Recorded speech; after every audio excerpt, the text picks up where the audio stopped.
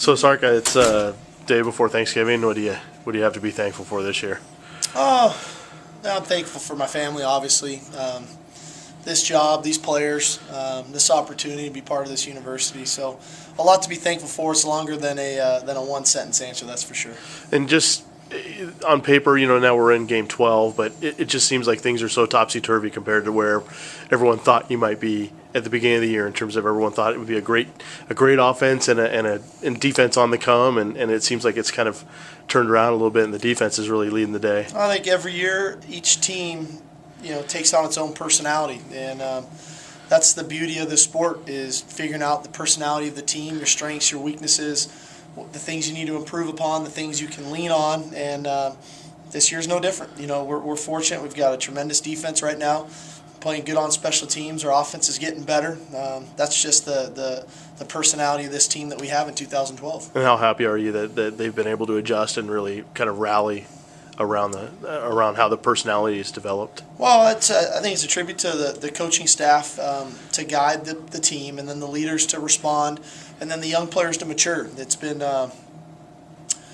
impressive to watch this team fight through the adversity and then continue to get better and build and belief grow. I'm really proud of them. I'm proud of this team. What are the parallels and differences to this end-of-year run versus 2010's end-of-year run?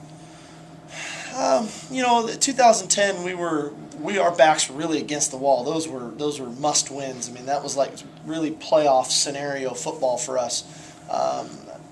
Not that we don't want to win every game. Obviously, we do at this point. So a little bit different that way. What is similar is that we're playing good defense like we were in 2010. We're running the football well like we were in 2010.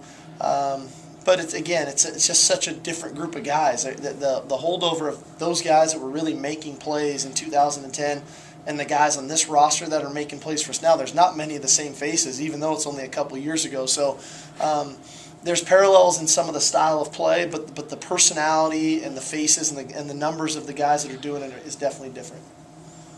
Their run defense numbers are maybe better than some people might think on the outside. What do you see in their run defense? Well, they've got a tremendous pass rush. I think they're top 10 in the country in sacks. They do a great job. They're innovative in their pressures. They use a lot of different blitz schemes. They've got good talent up front of guys rushing the passers. So when you get a lot of sacks, that definitely helps your run numbers. But they are an aggressive group. They tackle well. The safeties are very good tacklers in Buchanan and Locker. So even when you do get to the second level, sometimes it's hard to break big runs because they're excellent tacklers. With this being a rivalry game coming up this week, has the energy been a little bit different among the players? Our energy's been good now for a few weeks, so it's hard to gauge that all of a sudden it's just drastically different. I think our guys are definitely fired up to play. They've been that way all week long, but that hasn't been a whole lot different than how we've been for the last few weeks. This is a unique group in that they're not overly concerned about who they're going to play against. They really embrace every day, and we're starting to see more of that, I think, with Keith the last month, and I think that's spread throughout our locker room. Our younger players understand it's okay to have fun at practice and enjoy the experience of preparing to play, and it's okay to laugh when something's funny at practice, and then it's okay to get serious when you need to get serious. And I think 17 has a lot to do with that. So our energy's been really good all month, but this week hasn't been a whole lot different. We're excited to go play. It looked like you maybe weren't in full pads ever this whole week, or a short week, end of November. No different than how we've been the last 4 years. Are you generally seeing just a more confident group right now, Steve? I think our confidence is high. I think our belief is high, and you get belief from preparation and then from confidence and self-confidence. And, I think our guys they believe in one another. They can count on one another. They trust one another. They're trusting schemes more so than they ever have throughout the year. And so that ultimately their confidence should be higher. Do you think that the point got through it at halftime of Colorado, that they don't want to go through another halftime like that? You're going to have to ask them that one. I don't know. Okay. Did True Final progress the way that you would hope? Yeah, again, we're going to have to see him. I'm going to have to watch him tomorrow again, and then ultimately on game day to see how he does. You said a few times now that you just really enjoy the pageantry of college football. I do. Are there any guys on this team that kind of seem like they're the same way as you are? I'm hopeful that our whole team is. I don't know exactly how they take it or embrace it. I feel like, I try to get the point across that this is what college football is about. These rivalry games, these in-state rivalry games, or crosstown, or whatever they are, late in the season, weather's not great, households are split. That's what college football is all about. And I hope, hopefully, our entire team embraces it. Maybe some more than others. I don't know exactly who those are, but you're this is what all the work we put in is for games like this, and so they better enjoy them. In your experience with BYU, Utah, and then USC, UCLA, how long within the mechanics of the game does kind of the rivalry factor play itself out? Is it like just the first After couple the first series? snap, no, it's over. When you kick the ball off, you got to get the call and you got to go play. And it's not about what jersey they're wearing or what helmet or where the game is. Ultimately, you have to get the call. I think the mistake you can make is when you're trying to hold on to the rivalry aspect of it all and the emotion of it, and you can get beat that snap, the next snap, the next snap, the next snap, if you're not focused on the task at hand, and that's the call and the play that you have to make on that specific play. So in that sense, you haven't really ever gotten the sense that the rivalry aspect is any more of a factor than it would be for any other game. It can be. There's games it can be if you harbor those thoughts, if you hold on to them, if you try too hard. If you hit a guy late after a play because of the emotion of it all. It's the teams that play really well in the rivalry games enjoy it all week, and then when the ball's kicked off, they play the game the way they're capable of playing it. Do you think maybe that was a part of the reason why it was a slow start against Colorado? Is that maybe the emotion overtook them, and it wasn't the want to, but it was maybe a little too amped or a little? No, I don't think so. I think our guys are just playing hard. We haven't. Again, I don't want to take our guys' stinger. We play the game hard.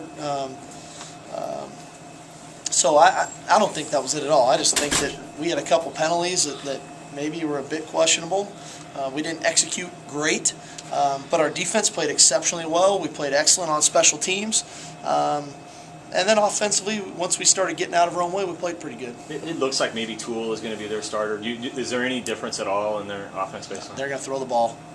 They're going to throw the ball. They'll probably throw it 60 times, so it wouldn't matter. Again, who the quarterback is, you got to know our schemes and then how it fits versus their schemes, and you got to execute. But they're going to throw the ball. They're not all of a sudden going to line up an eye right and hand 24 power off. I say the two quarterbacks, though, if there's any kind of difference in what they how they throw it or what they do. I don't think so. They call the same plays. They both have been streaky at times and made some really good plays for them. So it really doesn't matter to us, quite honestly. Is there, with Wilson out, is there some guys in their young receiving core that have really stood out to you in watching film? I think the young kid, the true freshman, Gabriel Marks, is a really good football player. We knew him from high school. Excellent adjustment when the ball's in the air, good hand-eye stuff. He jumps out for sure. The Bartolone kid, for sure, definitely got a great feel in the slot and doing the stuff he does there as well. So, but they're plenty capable. They've recruited pretty well there for years at that position, obviously with Wilson and different guys, and then Coach Leach came in and recruited well to get Marks and a couple of those young true freshmen in there making their plays. So they have plenty of depth at the wideout spot. Coach, you probably talked about this earlier in the week, but the holiday plans and the team bonding that goes on, and I know you want to travel during Christmas too. So what's the kind of deal with that? Well, it's all about the experience, I'm one for, I don't know if it's nostalgia necessarily, but I'm one for the experiences of it all, and for our guys tomorrow to practice on Thanksgiving morning, clean themselves up, put their suit and ties on, go upstairs and have a Thanksgiving meal with our family, and then ultimately get on the plane and go to Pullman, and then play in a rivalry game like the Apple Cup on Friday is something for our guys to hold on to and remember. It's the experience of it all, and I want to make sure they enjoy it because they only get to do this scenario maybe twice in their career, quite honestly, and maybe only once. And so I want to make it a good experience for them. You talked about not having control over when the game's played, but is it upsetting that maybe some of the fans can't go over because it is on Thanksgiving or the day after Thanksgiving? I really try not to get myself caught up in stuff I can't control.